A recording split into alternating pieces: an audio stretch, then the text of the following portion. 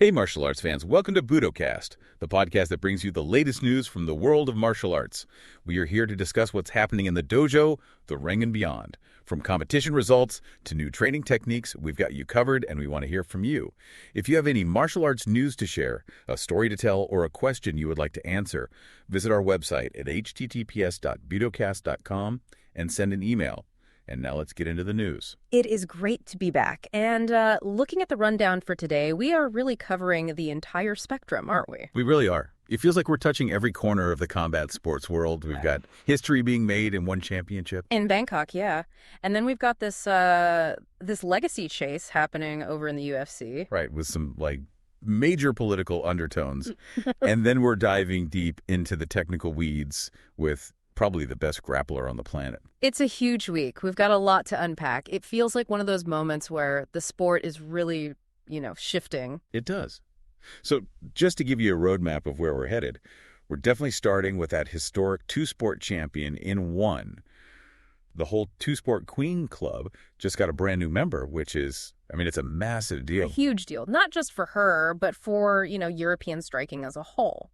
Then we're going to jump over to Islam Makhachev and his very specific ambitions involving the White House. Which is such a fascinating story. It's that classic legacy versus money debate, but with a really unique twist. It is. It's rare you hear a fighter at the top of his game say, I've got enough money. It almost never happens. Usually it's the other way around. Exactly. Then we've got Gordon Ryan, the grappling king himself. He dropped a take on Khabib and Khamzat that, at first glance, it sounds like a massive insult. It does. It sounds like straight up beef. But when you actually break down what he's saying, it's a technical masterclass. It really is. It's a huge compliment disguised as a shot, which is kind of his whole brand, really. It is.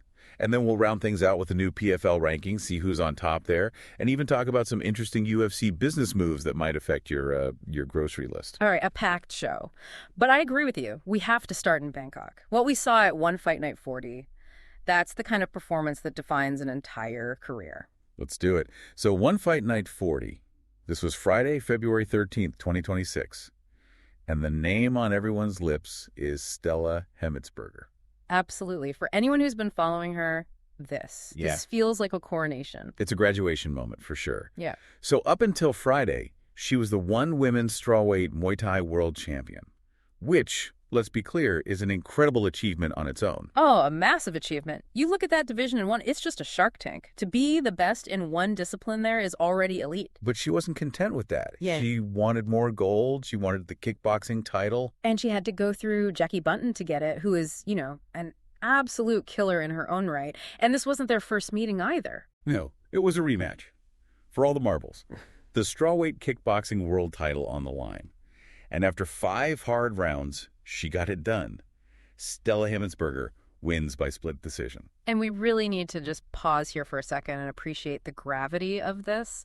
Capturing that second belt, it puts her in some incredibly exclusive company. We throw around the term champ a lot in MMA, but this is different, isn't it?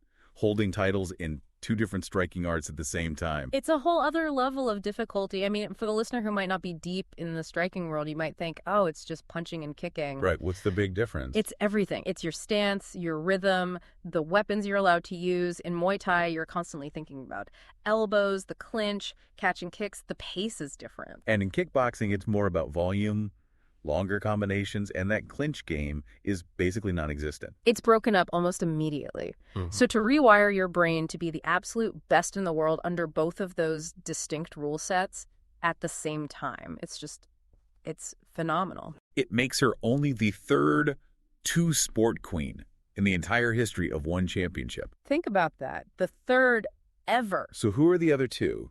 Just to put this achievement in context. We're talking about legends, the absolute pinnacle, Stamp Fairtex and Janet Todd. That's the club she just joined. Wow. That is Mount Rushmore stuff for women striking. It really is. And get this, she's the first Austrian fighter, male or female, to ever achieve this. This is a monumental moment for European striking. We always look to Thailand, to the Netherlands. The traditional powerhouses. Exactly. But Austria just planted a huge flag on the global stage. This is a big, big deal. Okay, I really want to get into the nuts and bolts of the fight itself. Because from everything I've seen and read, this was a 5-round war. It was high-level problem-solving at 100 miles an hour. It was a total chess match that turned into a dogfight. And you've got these two very different stylistic approaches clashing. Describe that clash for us. On one side, you have Jackie Bunton. Right, Jackie Bunton. She's 28, Filipino-American, trains out of Boxing Works, which is Brian Popejoy's gym. So she has that classic style. Very sharp, clean boxing, incredible footwork, textbook, but powerful. And on the other side, Stella Hemetsberger. Hemetsberger is 27, and she brings that Austrian Muay Thai toughness. But her striking isn't. It's not textbook. It's tricky. She uses awkward angles, unorthodox shot selection. She's a puzzle you have to solve. It's the technician versus the enigma, so let's walk through it. The bell rings for round one. In a rematch, you'd think they'd get right to it. You would, but there was still a bit of a feeling out process. I think it's because of the different rule set. No elbows changes things. No extended clinch work changes things. So round one was them recalibrating. And who had the edge early? I'd say Bunton. She definitely looked like she had the speed advantage, probably the power advantage in her hand. She was landing some nice snappy shots. Just touching her up. Yeah, but Hemetsberger was already doing that thing she does. She was throwing those tricky shots, just giving Buntan different looks, different angles. Not landing anything huge yet, but she was making Buntan think. And that's so important. You're putting that mental tax on your opponent from the jump, making them hesitate. Exactly. But then in round two, it's like Buntan decided, okay, I'm done thinking. It's time to work. She put her foot on the gas. Oh, she floored it. Buntan accelerated and started putting together these beautiful, crisp combinations. The jab straight right, the cross left hook, classic stuff. And she was finishing them with low kicks. In a kickboxing match, that is a point-scoring machine. It looks great for the judges, too. Volume, clean technique, aggression. It's everything they want to see. Then it's Berger. She didn't fold. Not even close. This is where that Muay Thai durability comes in, I think. She ate those shots, and then she fired back with her own explosive combinations. And this is a key moment. She actually started pressing Buntan backwards. Pushing the defending kickboxing champ back to the ropes. Think about that visual. For the judges, seeing the challenger dictate the space and back up the champion, that's a huge statement. It says, your power doesn't faze me.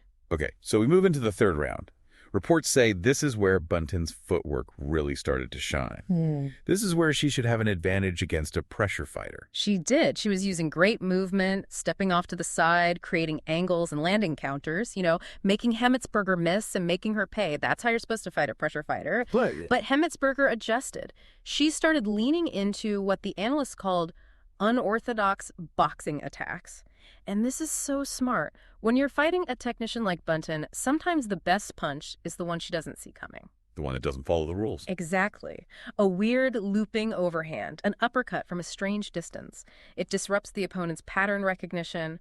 Bunton is trained to react to a shoulder dip in a specific way, and Hemetsberger was breaking all those rules. You could see it started to rattle Bunton a little bit. It's like trying to read a book where half the letters are upside down. Yeah. It just slows down your processing speed.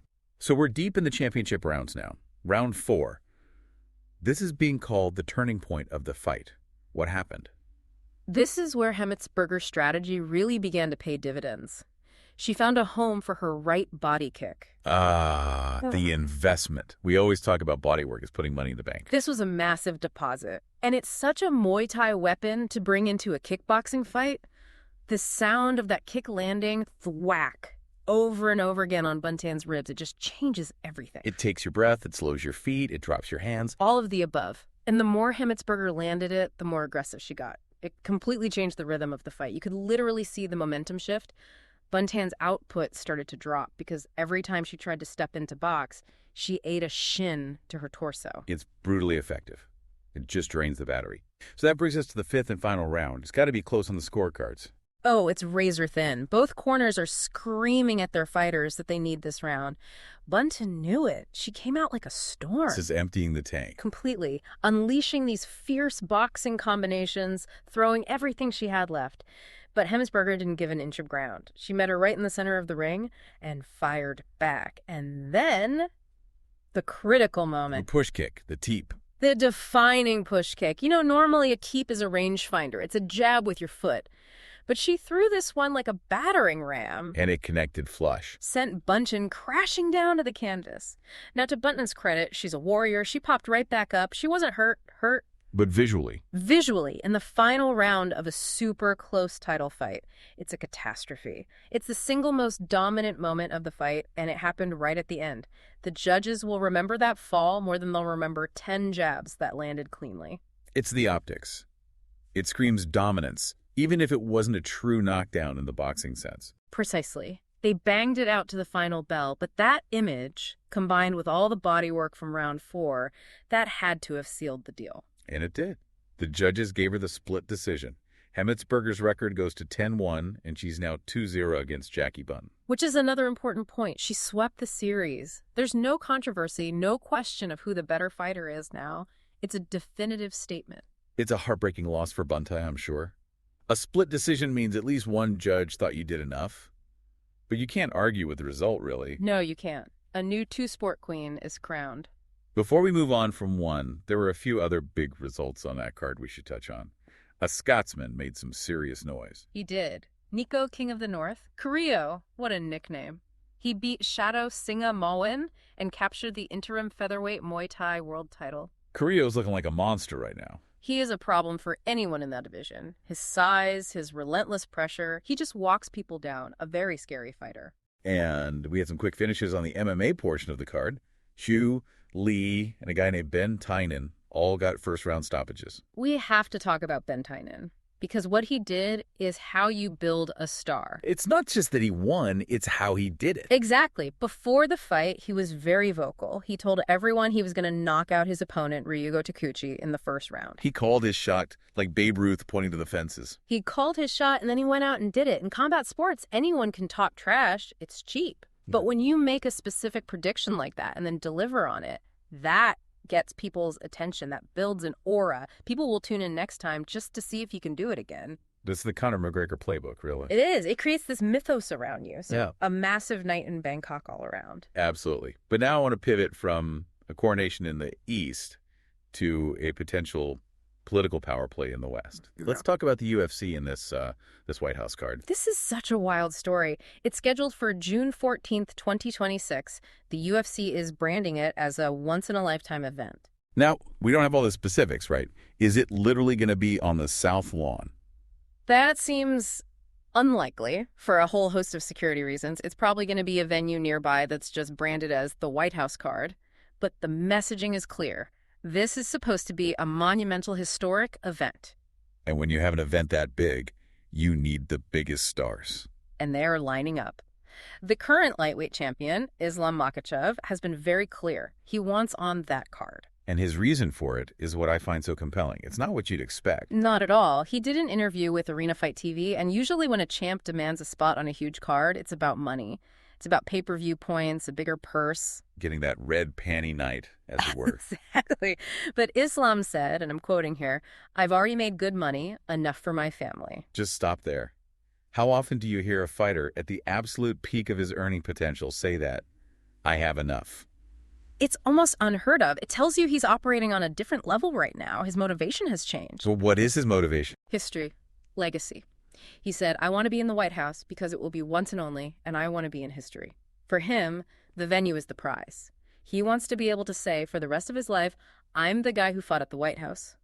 It's about carving his name in stone, not cashing another check. It's kind of refreshing, honestly. So if he gets his wish, who's the opponent? This is where it gets really interesting. He's open to the big one, the super fight. He said he wants to fight the featherweight champion, Ilia Topuria. El Matador. That is the fight that every fan on social media is screaming for. It's a promoter's dream. Makhachev even said, "I like this idea. I know a lot of MMA fans want this fight. I'm ready." And the timing works out. He said he'll start training slowly after Ramadan, which puts him right on track for a June fight. Stylistically, it's just a fascinating clash. You have the irresistible force of Topuria's boxing against the immovable object of Makhachev's grappling. That's a perfect fight. But there's always a but in the fight game, isn't there? There is, and his name is Ali Abdelaziz, Islam's manager. And Ali, he plays chess while everyone else is playing checkers. He has a very different vision for Islam's next move. He went on X, formerly Twitter, and basically shut down the Topuria talk. Poured a whole bucket of cold water on it. He posted that Islam's next fight will be against a real welterweight, not Topuria moving up from 145. So Ali is thinking about a second belt for Islam. but at 170, not just a super fight at 155. That's the long game. Think about it from a manager's perspective. Beating Topuria is huge, it's a big payday, but beating a top welterweight contender, that puts you in line for a title shot in a second division. That's how you build a GSP-level legacy. It's also risk management. A loss to Topuria is a disaster. A competitive fight with a top welterweight, even a loss, can be spun as he was too small. Exactly. Ali is protecting the asset and planning for the biggest possible outcome down the road. But he did add a little caveat. He left the door cracked open. He did.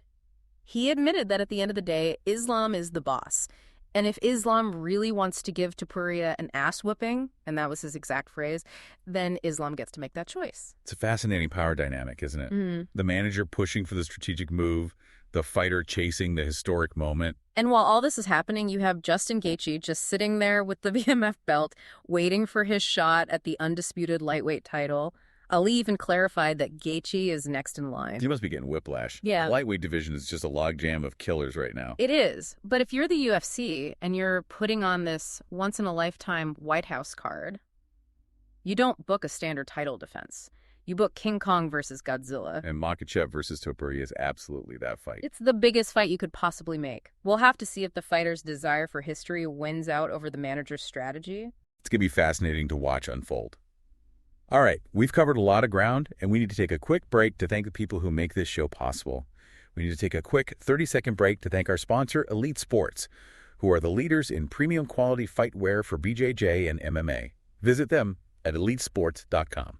Seriously, if you train, you know how important good gear is. You don't want your shorts ripping in the middle of a scramble. They make great stuff, and you can find a link for them right in our show notes. And we are back. Okay, we've talked about striking, we've talked about MMA, now it's time to get on the mats, metaphorically at least. Yeah. We need to discuss Gordon Ryan. The king, the guy who is, for better or worse, the face of modern submission grappling. He was a guest on Mike Perry's podcast, the Overdogs podcast, and he said something that, well, it sent a shockwave through the MMA community, especially fans of that Dagestani style of fighting. I saw the clips everywhere. The headlines were all, Gordon Ryan says Khabib and Khamzat would get destroyed. Yeah. And of course, the comment sections just exploded. Absolute outrage. Because people just read the headline and they don't listen to the context. So let's lay out what he said. He claimed that Khabib, Nurmagomedov, and Khamzat Chimaev would get beat pretty easily if they competed in ADCC. Which is the Olympics of submission grappling. Pure grappling, no strikes. And he went on to say they are not the best jiu-jitsu guys in the world and not the best freestyle wrestlers. Now, hearing that in a vacuum, it sounds like the ultimate disrespect. It sounds like he's saying they're overrated. Right. But we have to stress this. That is not what he was saying. He was making a very, very high-level distinction between different sports. He wasn't insulting them as fighters. In fact, what he said next was probably the biggest compliment they could ever receive from someone like him. He clarified his statement. He said that while they might lose under the very specific niche rule set of ADCC, their style of grappling is actually the best possible style for MMA. It's a crucial distinction. ADCC has a rule set that heavily rewards things like leg locks and guard playing. There's no fear of getting punched in the face. If Khabib dives into Gordon Ryan's guard in an ADCC match, Gordon is free to attack his legs and sweep him without consequence. But the second you add punches and elbows to that equation, the entire game changes. Completely. And that's where Gordon introduced this concept that he calls the fence wrestling system. This is the key. Yeah. And he broke it down into 4 parts, which I thought was just brilliant analysis. It's a masterclass in fight theory. So let's go through them. Point number 1 was their ability to integrate submission wrestling into an MMA setting. Which sounds simple, but it's incredibly difficult. In pure BJJ, you might take a risk. You might expose your back for a moment to set up a kimura. Or give up your neck to pass the guard. Exactly. You do that in an MMA fight, you're getting knocked out. Their style is about seamless integration. Knowing when to grapple, when to strike, and never creating a defensive opening while you do it. It's control above all else. Okay, point number 2. Pitting opponents against the fence. This is the Khabib's signature move, the Dagestani handcuff. He uses the fence as a third arm. Think about it. If you're on your back in the middle of the mat, you have 360 degrees of movement to try and escape. You can shrimp left, shrimp right, bridge. But once your back is pressed against that cage wall, half of your escape routes are gone. The fence does a huge portion of the work for the person on top. It's brilliant. Point number 3, forcing opponents to carry their body weight. This one is so important and so overlooked. Gordon explained that when you watch guys try to stand up against Khabib or Islam, they're not just lifting their own weight, they're lifting the weight of the guy on top of them too because of how they drape their hips and apply pressure. It's like trying to do a weighted squat for 5 minutes straight while someone is punching you. It's absolutely exhausting. It drains your gas tank faster than anything else in the sport. Every attempt to get up becomes a massive energy expenditure. And that leads perfectly into the final point, number 4, hitting them on the way up or submitting from the top. It's the cycle of destruction. You pin them, they get tired carrying your weight, they struggle to stand up, and in that moment of struggle, their defense is compromised. That's when you land the ground and pound. Or when they post a hand on the mat to push up, their neck is exposed. That's when you snatch the submission. It's a system designed to break people physically and mentally. And Gordon Ryan called this the most important kind of jiu-jitsu for actual fighting. So when you put it all together, he's basically saying, are they the best at the sport of jiu-jitsu? No. But are they the best at using jiu-jitsu to win a fight? Absolutely. They're the gold standard. It's a huge compliment. He's distinguishing between sport BJJ and what we can call MMA grappling. It's the difference between a fencer with a foil and a soldier with a sword. They both use blades, but the application and the goal are completely different. One is for points in a game, the other is for dominance in a war. That is a perfect analogy. And, you know, that theme of Dagestani dominance is the perfect segue to our next topic. The PFL just dropped their new official rankings. They did. This was on February 12th, right after their PFL Road to Dubai event. And one thing I like about what the PFL is doing is how they're handling their rankings. It's not just some secret committee. No, they're really trying to build legitimacy. The rankings are overseen by an independent body called Combat Registry, and they're voted on by a panel of MMA journalists and experts. It feels more transparent, more like a traditional sports league. So let's get to it. The men's pound-for-pound list, the top 3. Who is sitting at number 1? Are you ready for a shocker? I think I can guess. It's Usman Nurmagomedov, the lightweight champion. He's undefeated at 21 ml with 1 no contest. That name, Nurmagomedov, it's just synonymous with champion at this point. It truly is. You've got Islam and Umar at the top of the UFC, and now Usman is the king of the PFL. It is a full-blown dynasty, and Usman might be the most dynamic striker of the whole family. His kicking game is spectacular. Okay, so who's number 2 on that list? Vadim Nemkov, the heavyweight champion. 20 wins, 2 losses. This guy is an absolute terror. He's the long-reigning Bellator champion, right? He was. And now he's moved up to heavyweight in the PFL and is just running through guys who are much bigger than him. His speed and his sambo are just on another level. And who rounds out the top 3? Corey Anderson, the light heavyweight champion.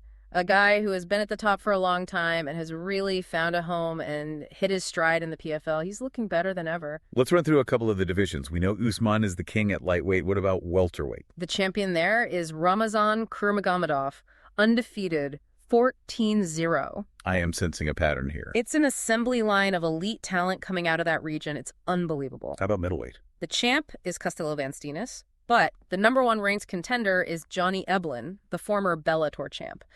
So that division is on a collision course for a massive unification-style fight. Eblen is arguably a top 5 middleweight in the world, period. And at heavyweight, Nemkov is the champ, but the number 1 contender is Renan Ferreira. That fight would be fascinating. You'd have Nemkov, who's a smaller heavyweight, against Ferreira, who is an absolute giant of a man. A true David versus Goliath matchup. Except David is a world champion Sambo practitioner. Exactly. My money would still be on David. Now, on the women's side, there's one name in the flyweight rankings that just jumps off the page. Oh, I know exactly who you're talking about. Dakota Dicheva. Dakota Dicheva. She is ranked number 1. She's 15-0.